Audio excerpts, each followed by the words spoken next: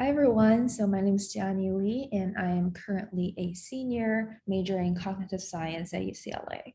So I'm going to use this video to walk you through my honors thesis project, which I did last year in my junior year under the supervision of Dr. Matthew Lieberman. And the topic was neurosynchrony as a signature for sharing negative emotion experience. So my whole study was really driven by this motivation to understand emotional experience, which, as we all know, is very central to our human existence, but is very hard to study because of the subjective nature. So let's say that you see two people, person A and person B. They both failed an exam and they showed a similar behavioral expression of their emotion, which is sadness, and they tell you that they're both feeling sad. But the question is, given the same behavioral manifestation of their sadness, can we tell that actually the sadness feels the same to them internally? And hopefully by the end of this talk, I can convince you that one way to tell how similar their inner emotional experiences are is by looking at how synchronized their neural fluctuations are when they're experiencing sadness. So the research questions in this study were, first, is similarity of two people's emotional experiences reflected by how synchronized their brain activities are? And if so, where in the brain can we see this mapping between emotional and neurosynchrony? So first, let me give you a brief overview of the existing literature on neurosynchrony. So many researchers have found that neurosynchrony in the default mode network region, which is a set of regions that are responsible for things like thinking about yourself, thinking about other people, and etc.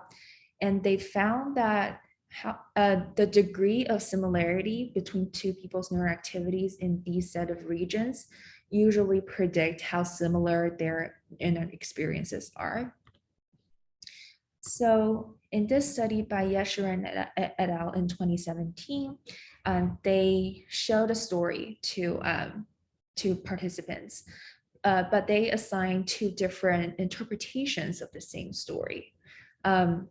And they found that people who were given the same interpretation of the story showed more synchronized brain activity in this region called right temporoparietal junction.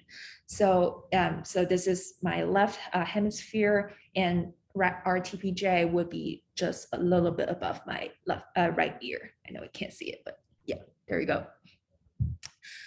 So, so this suggests that if you temporarily give people the same perspective of perceiving a situation, you can, and this same perspective is underlined by correlated brain activity in this region. And another group of researchers also showed that neurosynchrony seems to underlie similar affective experience when it is measured indirectly. So in this study, the researchers had participants watch a very long video and had their brain scanned in an fMRI machine. And they didn't measure the participants' emotional experience directly by, say, asking them how they feel, but instead they measured the emotionality of the video clips.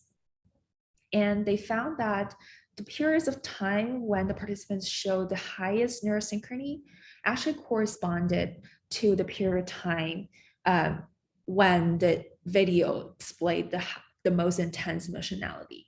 So the more emotionally intense the video scenes are, the more synchronized the participants' brain activities were in response to this intense emotionality.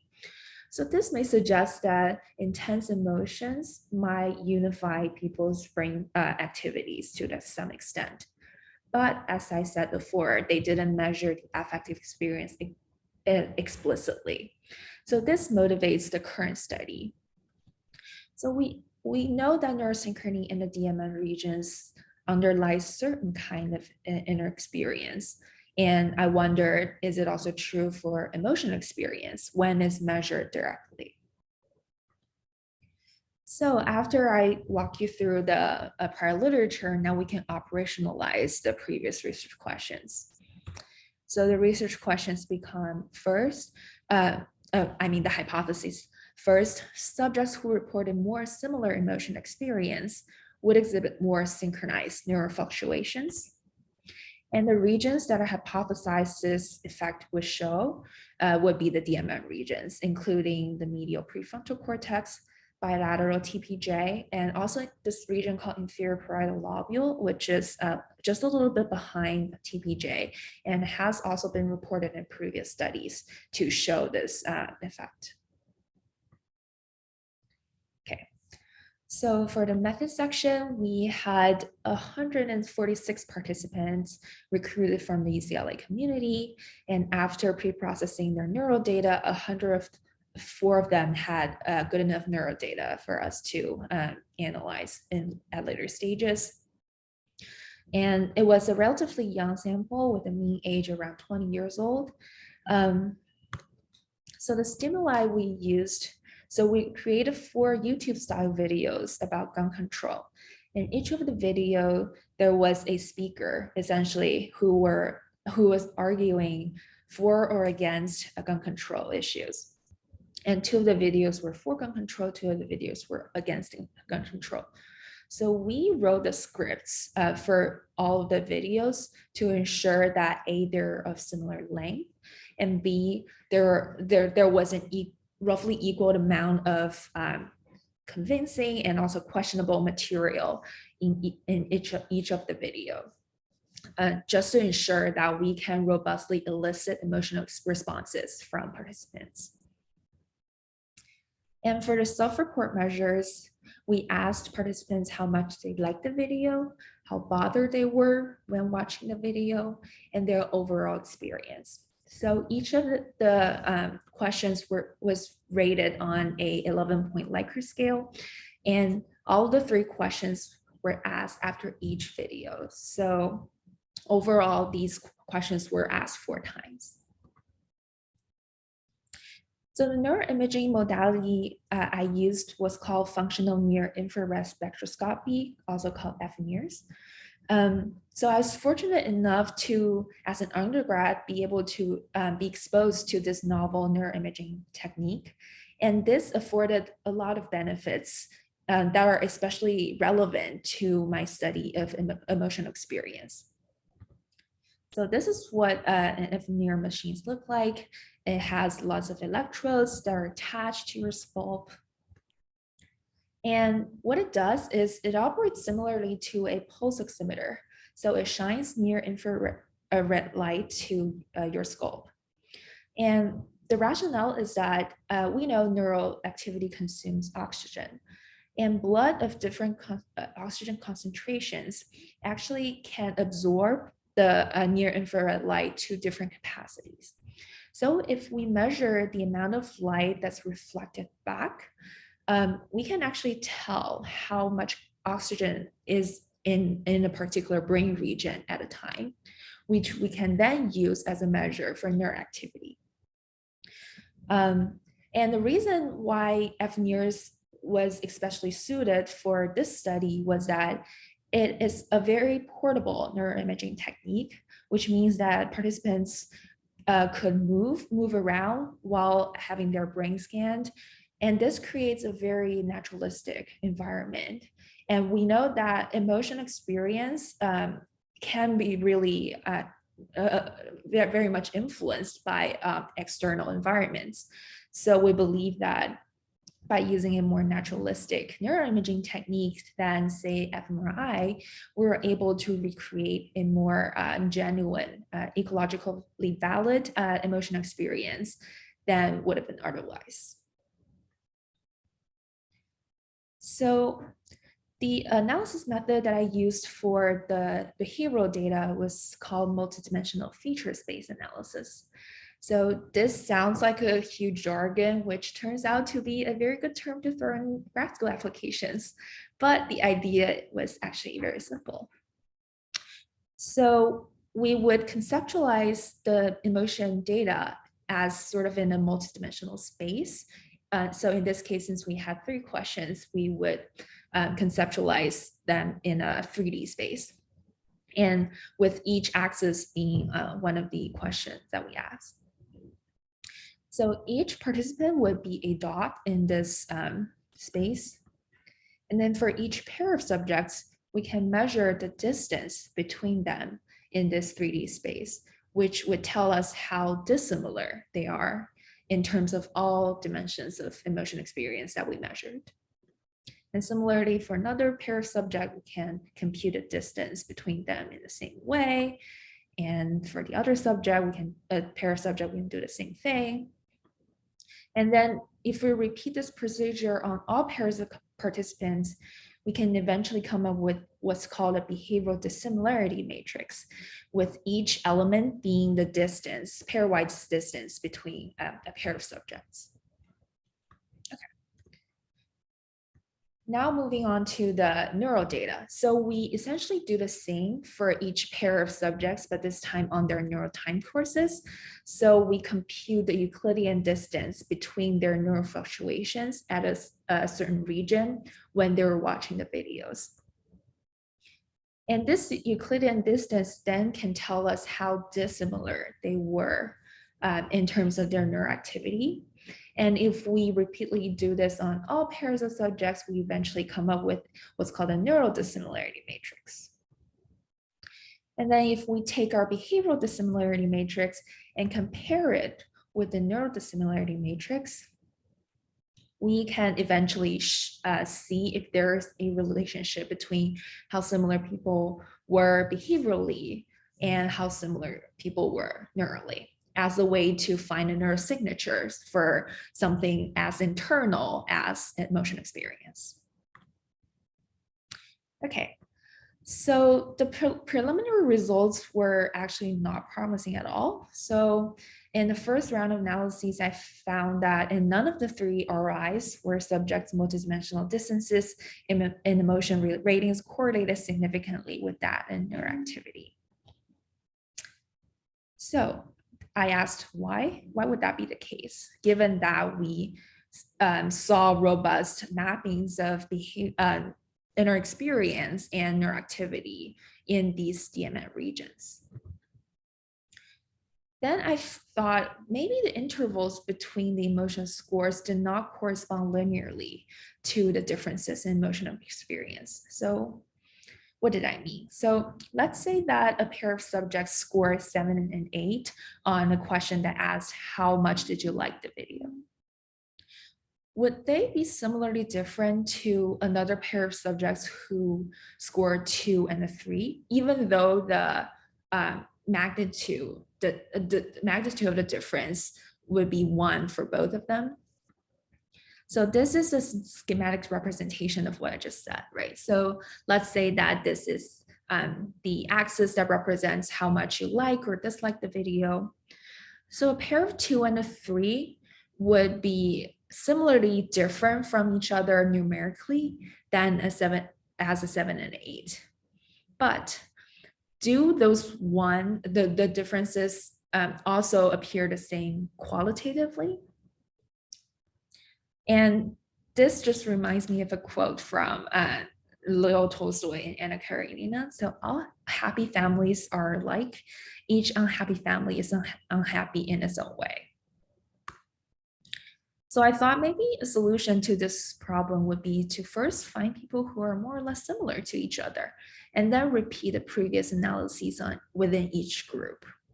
This way we can minimize the non-linearity of the emotional experience scale. So this brings us to the exploratory analysis that I did. So in order to minimize nonlinearity, I first applied k-means clustering on the multivariate emotion experience. This then allowed me to adopt a data-driven way to figure out, okay, what are some people who are more or less similar to each other? So I decided to separate them into 2 clusters because I wouldn't want too many clusters because that would mean that the subjects were too similar to each other. And I wonder if like the individual differences would then matter a lot. So I wanted to somehow minimize individual differences, but not so greatly as to lose all the information. So I eventually settled on 2 clusters. And this is a plot for the clusters. And upon delving into their emotion ratings to each video, I found that for cluster 1, it was primarily composed of subjects who had negative emotion experience when watching pro-gun control videos and positive emotion experience when watching anti-gun control videos. Whereas for cluster 2, it was the exact opposite. So you may wonder whether we're just picking out liberals versus conservatives in these 2 clusters. But it turns out that after comparing cluster membership to self-reported political affiliations, they're not totally correlated with each other, which suggests that this data-driven way of clustering people in a multidimensional data space actually gives us some additional information. Then I repeated the previous analyses on each group separately.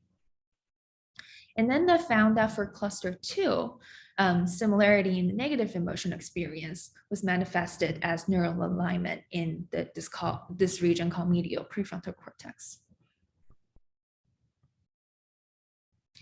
So what does mPFC have to do with emotion, given that it's not the traditional emotion regions in a sense? So it's been shown to be involved in higher order processing of emotions. So for example, emotion regulation. And this has been supported by the finding that it is often co-activated with the traditional emotion regions, such as the amygdala, the ventral striatum, and the periaqueductal gray. And it has also been implicated in metacognitive processing of affective inputs. So for example, when we are reflecting on or attributing meanings to our core affective states. So this means that in our current study, our subjects may have been prompted to make sense of or even control their aversive affective experience when they're watching videos they disliked. And also situating mPFC in the default mode network, which, as we all know, is a set of regions responsible for self-referential thinking, such as thinking about ourselves and thinking about others, for example, inferring other people's mental states. If we situate mPFC in this set of regions, we may make the conclusion that in our current study, the negative emotional experience that subjects had may have prompted them to reflect on the gun control attitudes of themselves or of the speakers. And it's this more intense reflection and inference of mental states that may have given rise to the effect that we observed. What's more interesting is perhaps this question of why did we only observe this effect for a negative emotion experience?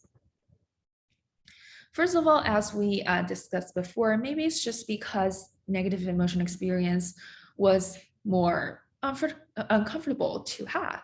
And this might have motivated the participants to attenuate this negative emotion experience by reflecting on their own and the speaker's beliefs. The second hypothesis could be that emotion ratings may have measured levels of absorption instead. So for example, one of the questions that I had was, how bothered were you during a video? So the person can be not bothered if A, they're happy about the video content, or B, they're just not paying a lot of attention.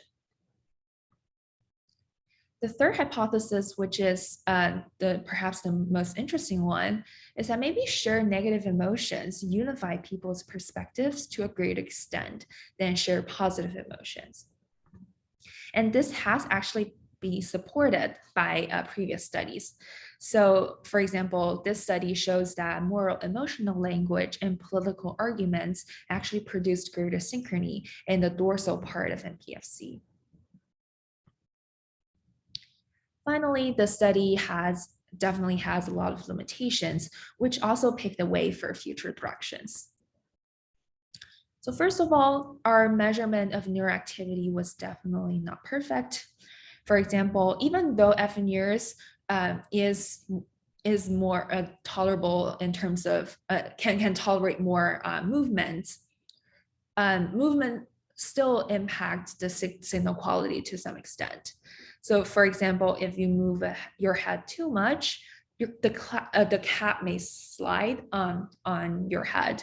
This means that we may be picking out different neuroactivity from different regions across different participants.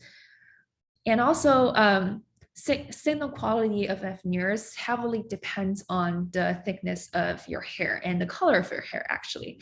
So if you're like me, who has a very thick, dark hair, then unfortunately, FNIRS will just not be able to pick up your brain activity very well because the light cannot really penetrate very thick hair.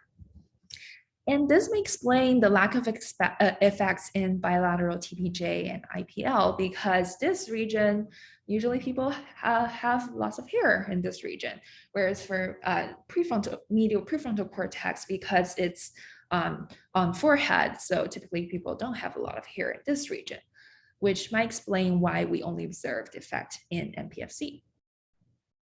And also FNIRS can only examine cortical regions when we know that not only some default mode network regions, but also the traditional quote unquote emotion regions, many of them are actually subcortical.